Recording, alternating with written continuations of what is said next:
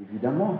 Je vous avais donné un petit récit de l'historique de la fête des mères, de comment ça avait commencé. Malheureusement, l'histoire de la fête des pères n'est pas aussi spectaculaire, il n'y a pas autant à raconter. On attribue son invention à une certaine Sonora Smart Dodd. Elle était américaine, Sonora Smart Dodd. Et la raison qu'elle a demandé pour qu'on fasse une fête des pères, c'est parce qu'il y avait une fête des mères. Elle a dit pourquoi pas une fête des pères.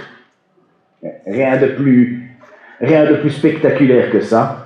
Et c'est le président Lyndon Johnson qui a rendu officiel en 1966 par une proclamation présidentielle. Il semblerait aussi qu'on fêtait la fête des pères déjà depuis le Moyen-Âge en Europe, le jour de la Saint-Joseph.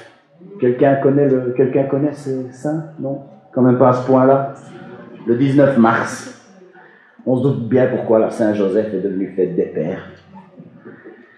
Et quand j'ai parlé de la fête des mères, j'avais honoré tous leurs conseils. C'était la manière que j'avais prise pour le faire. Aujourd'hui, ça va être un peu différent. Enfin, quelque chose me dit que si je demandais au papa de faire les conseils de 1, je n'aurais pas autant de réponses. Et de 2, les réponses seraient à peu près similaires. Mais en fait, le Seigneur m'a mis quelque chose sur le cœur, parce que je m'étais rendu compte qu'être papa dans notre société occidentale, 21e siècle, c'est devenu quelque chose de très compliqué. Qu'il y a énormément de problèmes par rapport à la paternité. De nombreux enfants grandissent sans père. De nombreuses personnes vivent avec des blessures infligées par leur père. Et il y a de nombreux hommes qui se montrent d'être des pères indignes. Et je me rends compte aussi que ce message va être peut-être difficile pour beaucoup d'entre vous. Vous n'avez pas tous eu la bénédiction d'avoir un père qui aimait le Seigneur et qui vous a dirigé dans cette voie. Bénissons-le pour ceux d'entre nous. Mais il y en a qui ont carrément grandi sans père. Certains grandissent encore sans père. Certains ont eu un père qui était abusif. Certains ont dû ou doivent, certaines doivent élever leurs enfants tout seuls. Peut-être que parmi nous, nous avons des pères qui ont échoué. Peut-être qu'il y a certaines parmi nous qui, pour une raison qui est hors de leur contrôle, le père de leur enfant n'est plus dans la vie de leurs enfants. Alors si vous vous reconnaissez dans un de ces cas de figure que je viens de mentionner, ou quelque chose de similaire, sachez que nos cœurs sont ouverts à vous et que nous voulons prier pour vous, nous voulons être un encouragement. Mais aujourd'hui, j'ai trouvé nécessaire de parler de ce que c'est être un père selon la parole de Dieu. Et si être père ou devenir père un jour n'est pas une option pour vous, tout d'abord si vous êtes une femme, bien sûr, mais si vous avez passé l'âge ou que vous ne comptez pas avoir d'enfants, écoutez quand même ce message. Parce que vous aurez peut-être la possibilité d'être une inspiration, sans être père, mais être une inspiration pour pousser nos jeunes qui vont devenir papa un jour ou qui le sont déjà, à être des pères dignes de Dieu. Éphésiens 4:1 nous demande de vivre d'une manière digne de l'appel que nous avons reçu. C'est un commandement qui entre en ligne dans énormément de domaines de la vie. On peut appliquer cela, être digne de l'appel que nous avons reçu, de toutes sortes de façons. En fait, c'est un objectif que nous pouvons avoir dans la vie. J'ai mon neveu, c'est un petit rigolo, qui a dit que mon téléphone a plus d'objectifs que moi dans la vie. Ce serait dommage, mais vous voulez des objectifs dans votre vie, messieurs, les jeunes hommes? Que ce soit ça, être un père digne de l'appel que vous avez reçu. En fait, je vais donner 3 marques du Père digne de l'appel que nous avons reçu. Mais avant ça, je vais peut-être vous donner quelques statistiques pour vous montrer à quel point la paternité, c'est quelque chose qu'il faut absolument protéger, quelque chose qu'il faut absolument prendre au sérieux. Selon plusieurs études, un enfant élevé sans père a 5 fois plus de probabilité d'être pauvre, 5 fois plus de probabilité de commettre des crimes, 9 fois plus de probabilité de ne pas terminer sa scolarité et 20 fois plus de probabilité de se retrouver en prison. En fait, il y a des principes fondamentaux dans la parole de Dieu. Dieu ne nous impose pas tous ces principes. On peut, c'est physiquement faisable de s'éloigner des principes fondamentaux de Dieu, mais on le fait à nos risques et périls. La cellule familiale, l'homme quittera son père et sa mère, s'attachera à sa femme, les deux deviendront une seule chair. C'est la cellule familiale classique. Quelques-uns vont dire dépassée, mais quand on dit dépassée, c'est justement parce qu'on veut s'en éloigner. En fait, c'est une invention divine. Dieu a inventé cette manière de fonctionner. Imaginez un monde avec rien que des pères parfaits. Imaginez un instant. Ce serait un monde qui, d'après ces statistiques que je viens de vous lire, on aurait 5 fois moins de gens sous le seuil de la pauvreté, on aurait 5 fois moins de crimes, et nos prisons seraient 20 fois plus petites. Alors je sais, ce n'est pas si simple que ça. C'est très simpliste ce que je viens de vous dire. Mais avouez quand même que le modèle de la famille selon Dieu pourrait créer une bien meilleure société. Oublions ce qu'il y a derrière nous. Pour certains d'entre nous, les échecs sont déjà faits. Ce qui est fait est fait. Mais courons vers le but. Mettons tout ce qui est en notre pouvoir pour former des pères dignes de l'appel que nous avons reçu. Et si un jour vous serez père ou si vous êtes papa de petits-enfants, mettez tout en œuvre pour être un père digne de l'appel que vous avez reçu de Dieu. On a ce système parfait, un père, une mère, des enfants. En fait, c'est de loin la meilleure manière de former des jeunes êtres humains à entrer dans la dure réalité du monde. Je ne dis pas que les mères seules ne font pas parfois de l'excellent travail. Je le vois ici, parmi nous. Je dis seulement que l'idéal divin, c'est cette structure classique d'une famille protégée par un père digne de l'appel qu'il a reçu du Seigneur. Il y a un homme qui a un jour dit « Si j'avais eu un père, j'aurais eu plus de discipline et plus de confiance en moi. » L'homme qui a dit ça, c'était l'homme qu'on considère comme le rappeur le plus influent de tous les temps. Les gens de mon âge et plus jeunes sauront peut-être qui c'est. Il s'agit de Tupac Shakur. C'est un homme qui a inspiré pas mal de monde et encore aujourd'hui, 25 ans après son assassinat, on voit encore des gens avec des t-shirts avec son visage dessus. Cet homme, dont la vie était remplie de drogue, d'arrestations, d'accusations, 8 mois de prison. Et sa vie s'est prématurément terminée à l'âge de 25 ans, à cause du monde dans lequel il avait choisi de vivre. Et cet homme avait déjà dit auparavant que tout aurait été différent si son père avait été présent dans sa vie. La paternité n'est pas bien entendu le seul aspect de l'invention divine. Il y a évidemment la maternité, il y a la cellule familiale. Mais puisque c'est la fête des pères, c'est plutôt là-dessus que je vais me focaliser aujourd'hui. 3 marques d'un père digne de l'appel que nous avons reçu. J'en ai juste 3, il y en a sûrement plein d'autres. Mais il y en a 2 dans Éphésiens 6, 4.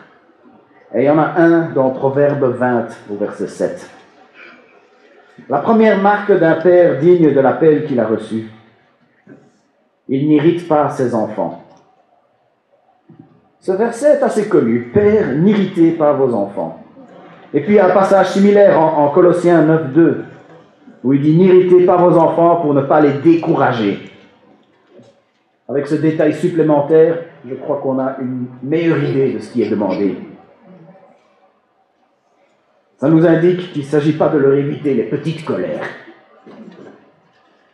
Non, il veut que nous nous battions pour éviter le genre de colère qui s'accumule sur le long terme, le genre de colère qui, en s'accumulant, mène au découragement.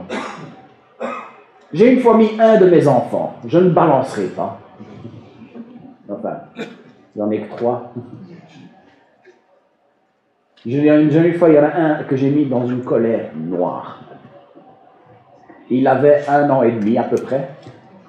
Il savait à peine marcher. Il savait à peine atteindre la table. Et à l'époque, notre cuisine, on n'avait pas de plan de travail. C'était la table de la cuisine où on mangeait. C'était notre plan de travail aussi. Et j'avais laissé le couteau un peu trop près du bord. Je suis parti 2 minutes chercher quelque chose dans le salon, et en revenant, je l'ai vu, lui, sortir de la cuisine avec un énorme couteau en main. Alors moi, je lui ai dit « Hé, Chucky, rends-moi ça !» Je lui ai arraché des mains, et je l'ai fait de manière assez brusque, parce que j'avais quand même eu un coup de stress. C'était Siméon. Voilà, comme ça tout le monde le sait. Il ne s'en souvient pas. Et il est devenu tout rouge. Il s'est mis à me hurler dessus. Alors il ne parlait pas encore à l'époque, mais je sais que si on avait un traducteur de langage bébé à l'époque, j'aurais eu pas mal de noms d'oiseaux qui seraient sortis. Je l'ai irrité. Mais est-ce que la parole de Dieu est en train de me dire de ne pas pousser à ce genre d'irritation-là? Je crois que le bon sens nous dit bien sûr que non.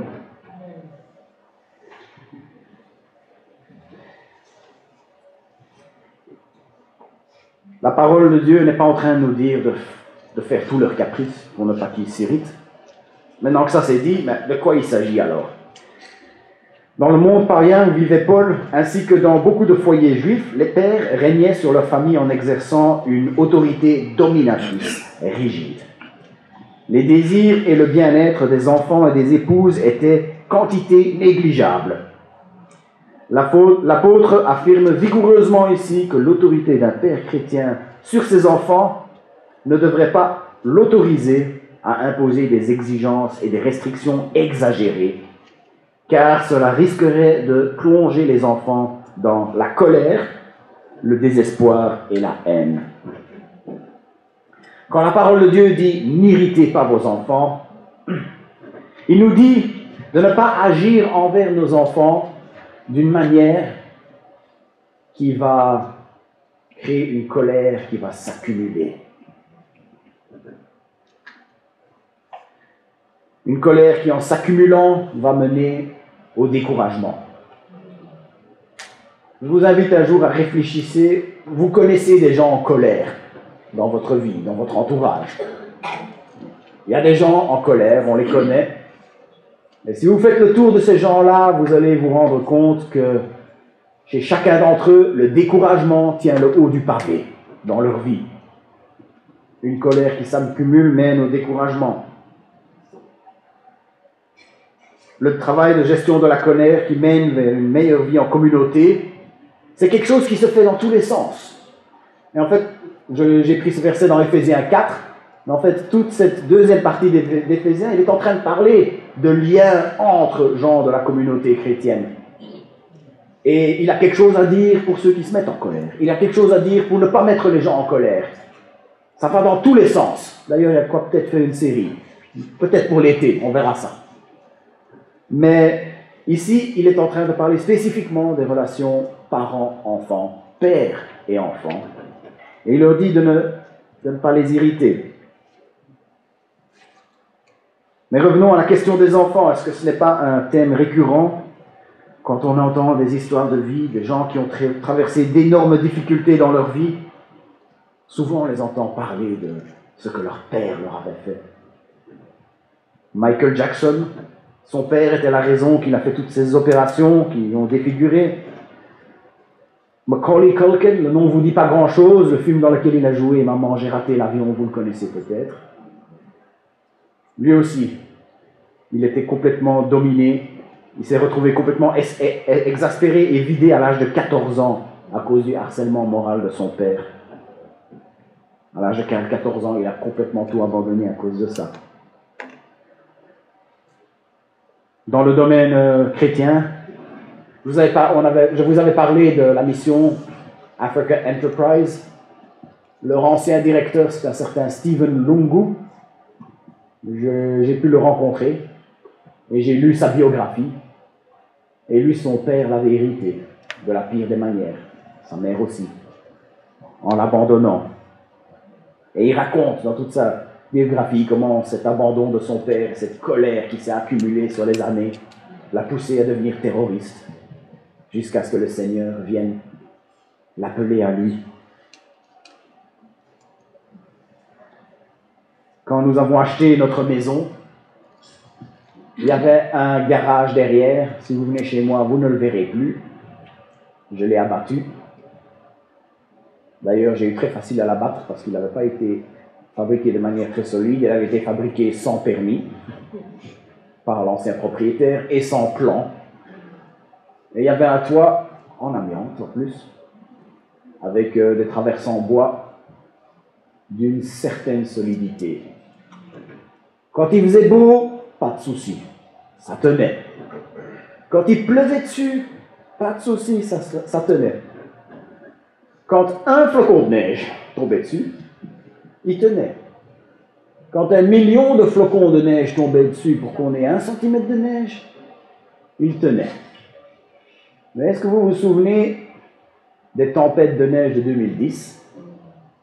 Il était tombé de quoi faire 40 cm de neige. Il s'est effondré. Heureusement, je n'avais pas mis la voiture dedans. Comme chez beaucoup de gens, mon garage n'était juste un endroit pour déposer les choses, je ne savais pas quoi mettre, pas mettre ailleurs. Il n'y avait rien de valeur, et il n'était pas tombé jusqu'au sol. Mais c'est l'accumulation qui a fait s'écrouler ce toit. Et c'est la même chose. C'est la même chose quand on irrite ses enfants en tant que père. Parfois, quand on fait ces petits gestes, ces gestes qu'on ne devrait pas, ces injustices envers nos enfants, c'est un flocon de neige qui tombe, et puis un autre, et puis un autre.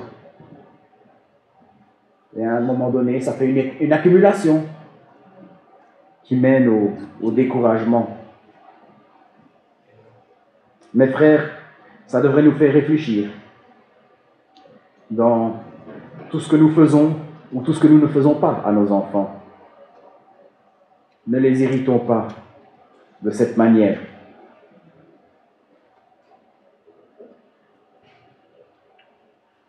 Avant de continuer, j'ai peut-être un petit mot à dire sur les punitions corporelles, parce qu'il y a ce verset dans Proverbe 13, 24, « Celui qui ménage son bâton déteste son fils.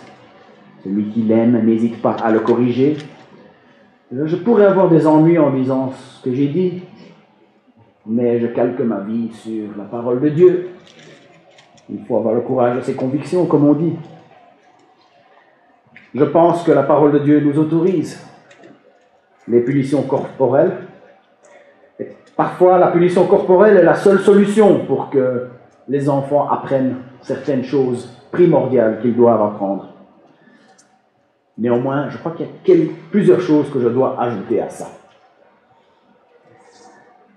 Jamais ça ne doit basculer dans la maltraitance. Aussi, je dis, jamais ça ne doit faire mal pendant plus de quelques secondes.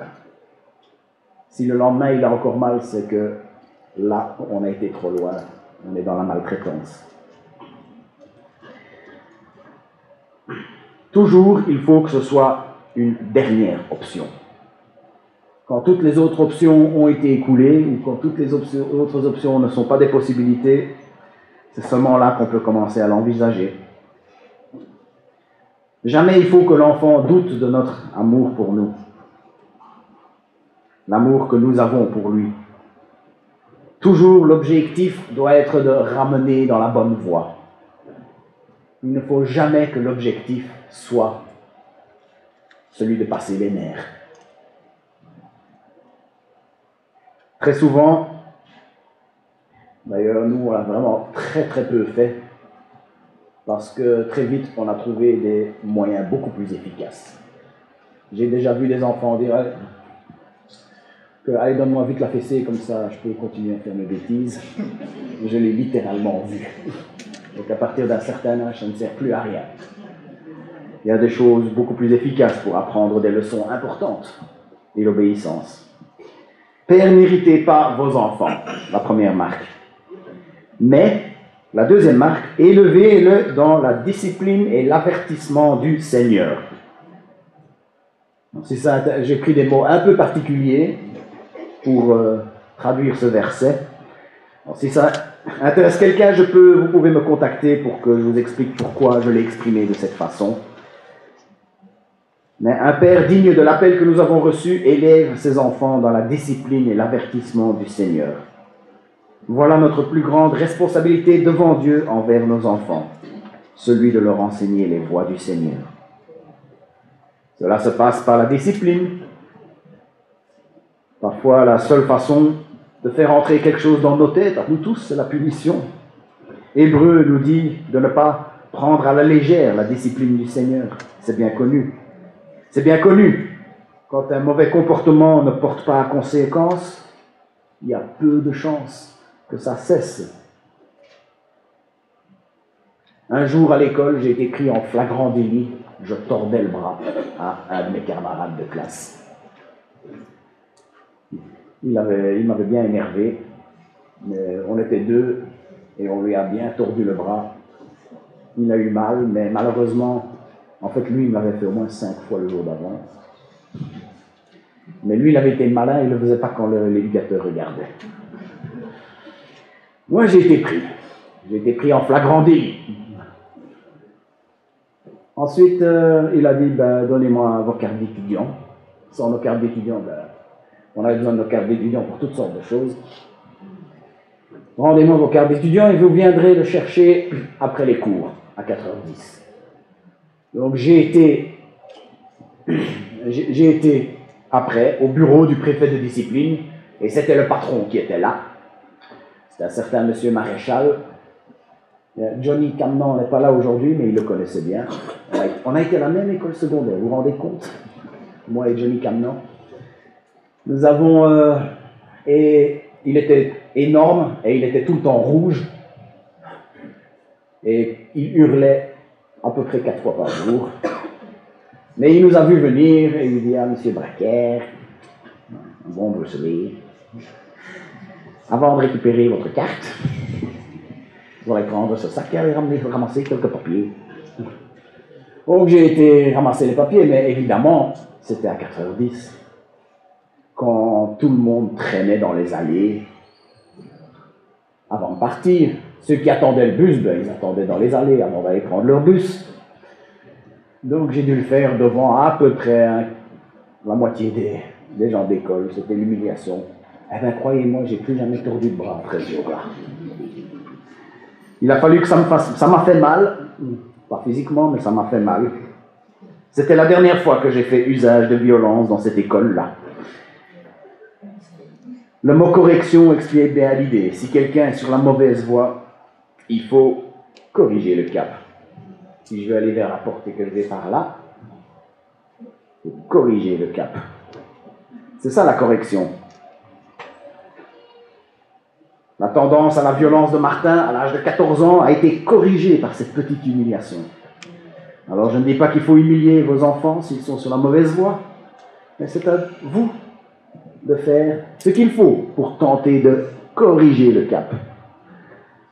Et ce passage ne parle pas de n'importe quelle correction, il parle de la correction du Seigneur. C'est corriger vers la morale selon Dieu. C'est vers la vie guidée par la parole qu'il faut pointer nos enfants.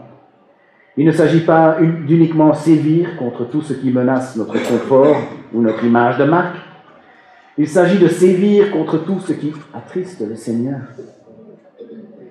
Nous sommes appelés à élever nos enfants dans la discipline du Seigneur et dans l'avertissement du Seigneur. Un jour, ma nièce, à l'âge de 2 ans, avait une blessure au majeur. Elle a décidé de me le montrer en disant « Regarde-le » et elle m'a fait le geste pour me montrer la blessure qu'elle avait là. Je ne vais pas faire le geste parce que quelqu'un va faire un screenshot sur YouTube et je ne veux pas ça. Elle m'a fait un doigt d'honneur à l'âge de 2 ans. Donc il a fallu, mais elle ne savait pas, on ne pouvait pas lui en vouloir, elle ne savait pas qu'il ne fallait pas faire ça. Et là, il a fallu qu'on lui donne l'avertissement.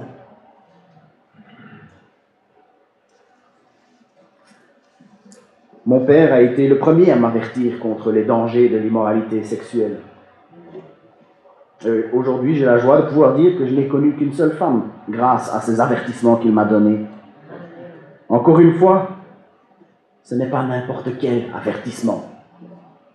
Il ne s'agit pas de se limiter à avertir contre les choses qui menacent uniquement notre confort personnel ou ce qui menace notre image de marque à nous. Il s'agit d'avertir dans le Seigneur. La parole de Dieu regorge d'avertissements. À nous d'utiliser notre place d'influence que nous avons dans la vie de nos enfants pour avertir et pour relayer les avertissements que le Seigneur nous donne. Voilà pour les 2 marques du Père dignes de l'appel que nous avons reçu, que nous trouvons dans Éphésiens 6:4. Maintenant, une marque qu'on trouve dans le livre des Proverbes. Proverbe 20, le verset 7. Le juste suit la voie de l'intégrité. Heureux ses fils après lui. 3e marque d'un Père digne de l'appel que nous avons reçu, c'est un intégriste. Non. Il a de l'intégrité. Parfois, il y a des mots qui ont été complètement détruits avec la langue française. Intégriste, en fait, ça vient du mot intègre. C'est quand même bien d'être intègre, non? Il y a de ces gens qui, dès qu'on les connaît, ne fût-ce qu'un petit peu, on sait qu'ils sont intègres. Quand on récupère le portefeuille, parfois il y a des gens chez qui on peut oublier le portefeuille, et quand on retourne pour le récupérer, on vérifie même pas parce qu'on sait que tout va être dedans. Ce serait bien une fois de trouver quelqu'un, on va trouver plus dans le portefeuille quand on l'oublie chez eux. Là. Ça, j'ai pas encore vécu. C'est pour dire le nombre de fois que j'ai oublié mon portefeuille chez quelqu'un. Quand on le récupère, on ne pense même pas à vérifier le contenu, puisqu'on sait que ce ne sont pas le genre de gens qui vont se servir. Un bon père, c'est quelqu'un qui remet sa fiche horaire au travail et que le patron ne pense même pas à réfléchir, parce qu'il sait, lui, il est honnête. Il ne va pas marquer des heures qu'il n'a pas faites. Un bon père, c'est quelqu'un à qui on confierait les clés de sa maison, sans y réfléchir à 2 fois. Quand on a vécu sa vie en étant cet homme-là, ça commence à se savoir. Les enfants commencent à le savoir aussi. Et c'est généralement le genre de choses qu'ils se mettent à copier. Discipliner et avertir dans le Seigneur, c'est bien montrer l'exemple en vivant une vie intègre. Ce verset, en Proverbe, parle d'une bénédiction qui sera dispensée sur les enfants après lui. Je n'ai que quelques vagues souvenirs de mon grand-père paternel. Il est décédé quand j'avais 3 ans. Mais tous les gens qui parlaient de lui parlaient d'un homme intègre. Et je sais qu'il a inspiré mon papa, Edwin Brecker, 80 ans aujourd'hui. Et il l'a inspiré à être intègre. Et j'ose espérer qu'il m'a inspiré moi à être intègre. Si vous pensez que je suis un homme béni, mais vous savez pourquoi? C'est à cause de l'intégrité de mon papa, en partie. Être un père digne de l'appel que nous avons reçu, c'est de vivre une vie qui va assurer une bénédiction. sur les enfants qui viennent après nous, sur les enfants que Dieu nous a donnés. Alors mes jeunes frères qui seront papas un jour, mes frères qui sont papas aujourd'hui, décidez aujourd'hui de traiter vos enfants de manière à ce que la colère ne s'accumule pas chez eux, qui pourrait mener au découragement. Mes jeunes frères qui seront papas un jour ou qui le sont déjà aujourd'hui, décidez aujourd'hui que vos enfants de demain ou d'aujourd'hui seront disciplinés et avertis dans le Seigneur. Décidez aujourd'hui de vivre une vie intègre qui à la fois sera un exemple pour eux, mais en plus sera une source de bénédiction pour eux. Et pour mes sœurs, inspirer les jeunes hommes pour devenir des bons papas. Mes frères qui ne sont papas ou qui ne le seront pas, de la même manière, essayez d'inspirer la future génération de papas et que nous puissions avoir parmi nous des pères dignes de l'appel que nous avons reçu. Prions. Notre Père, notre Dieu, nous te remercions, nous sommes vraiment reconnaissants de cette cellule familiale. Je te remercie pour les papas parmi nous. Je te remercie pour les bons exemples que nous avons parmi nous, d'hommes qui pensent au bien-être et aux besoins de leurs enfants, qui ne les irritent pas. Seigneur, je te remercie pour les papas parmi nous qui élèvent leurs enfants dans l'instruction, dans la discipline, dans l'avertissement du Seigneur. Seigneur, je te remercie pour tous les hommes intègres parmi nous. Seigneur, je te demande, c'est un sujet que je te présente instamment, que les papas de demain qui sont ici aujourd'hui puissent décider aujourd'hui et que tu puisses les accompagner et les aider et que nous puissions en tant que ton Église les accompagner, les inspirer, les aider pour devenir des papas dignes de l'appel que nous avons reçu. Des papas qui n'irritent pas leurs enfants, qui ne les poussent pas vers le découragement, la colère. Des papas qui disciplinent et qui avertissent, pas n'importe comment, pas juste pour passer les nerfs, pas juste juste quand ils menacent notre confort. Non, que nous puissions discipliner et avertir dans le Seigneur, en toi, Seigneur. Seigneur, donne-nous de pouvoir comprendre ce que tu veux de nous, au travers de ta parole, au travers des enseignements. Et Seigneur, je veux te prier pour que nos agissements en tant que Père, chacun d'entre nous, puissent être intègres et que nous puissions demain, dans les années à venir, te remercier pour les bénédictions qui découleront de cela. Au nom de Jésus. Amen.